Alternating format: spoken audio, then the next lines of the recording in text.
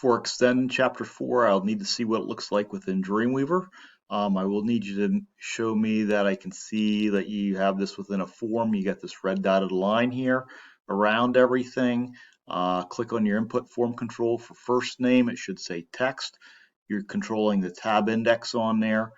Last name should be a text property as well, tab index.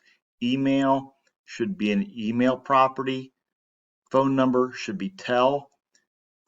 Address. Now this is a text area. This is a little bit larger than what you did for first and last name. So that's what you should be showing me there. And then we're back into your check boxes. So you're making a checkbox group here, and then you have your submit, and then you have your reset button. Again, the property should be shown down here, and then preview within browser to see what it looks like, and you have to test this out. So just like back in gallery, in order to test this out, you're going to type in a couple letters, hit your tab key. Don't worry about necessarily about being correct with your content right now. We're just to put some things in. When you have a checkbox here, you can select one or you can select multiple. So I want you to select all of those and then hit reset. Notice how everything disappears. That's all you have to show me.